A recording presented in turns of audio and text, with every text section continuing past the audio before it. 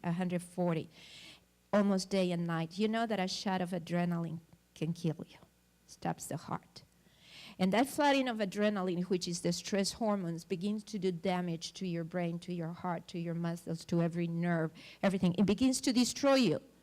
It affects your levels of cholesterol. It affects osteoporosis. So many things it can do. It just destroys you. And yet, those were what the suffering that we experience from the sin of one another. And I needed not to be bitter of what was happening to me. So I slept very little, maybe 10, 15 minutes, maybe half an hour when I was so exhausted. And any little noise, or even no noise at all, just the adrenaline would kick in again, would wake me up, would take 3-4 hours to go back to sleep. I had to get up. I would have a lot of anxiety attacks and panic attacks. Nobody was able to diagnose what I was going through. And so one day reading, I'm a nurse, but I didn't know that I was suffering panic attacks. I thought I was getting crazy or dying, most likely a heart attack. I was passing out. And when I realized that it was what I was suffering, I was able to stop, think. What I'm feeling is not that I'm going to go crazy or die. It's just bodily sensations that are affecting my mind. And I would walk and read the Bible, get up, do something to distract myself. Well, one of the things that I didn't like at all is to be awakened unnecessarily when I had just fallen asleep.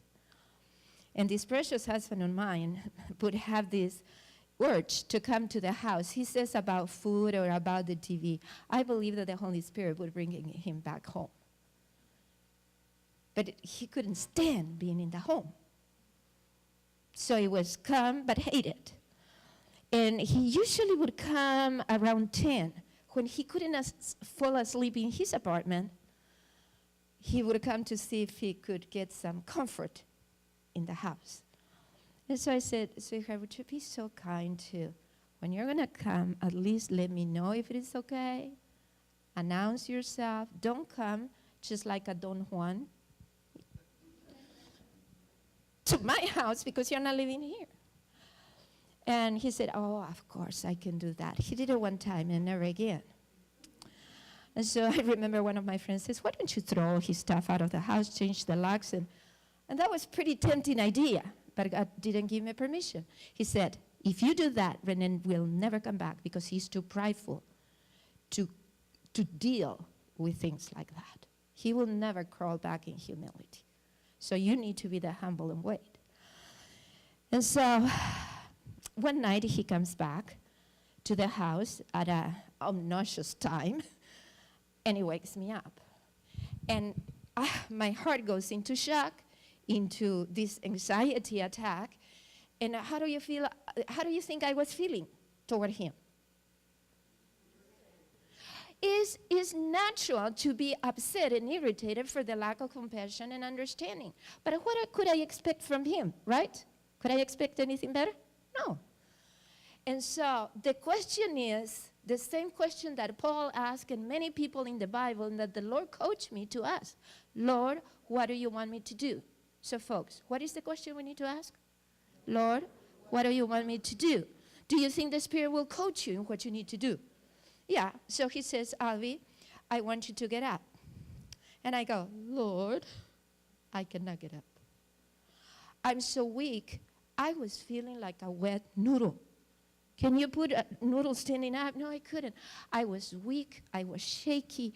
I felt that I was passing out. And the Lord said, I know, that's how you feel, but your body can get up. Actually, your body can get up. So I'm asking you to stand up. And I did. And I was like, okay, and now what do you want me to do? I want you to go and change and comb your hair and look decent for Renee. Uh-huh. Okay. And so I go and I change. And the beautiful thing is when the Lord speaks, he gives you the desire and the ability and the understanding why you're doing this. Because it's all about Renee's salvation. It's not about our marriage. It's not about getting Renee back to love me. It's about Renee falling in love with the Lord, and then he would fall in love with me. So I needed to count his salvation more important than Renee loving me. So I'm finished dressing, and he says, Renee's struggling enough. He doesn't need any more temptations. He doesn't need you to appear with the hair standing up and the eyeballs just going blank and white, and you dress up in your old pajamas. He needs to be attractive. You're not competing with any other woman. You are just doing a work of salvation. So now, Lord, what? And he says, I want you to go where Renee is, but not too close. He needs to see that you're awake, but not too close, because the spirit that is in Renee cannot accept or deal with the spirit that is in you. Clear. You're not better than him.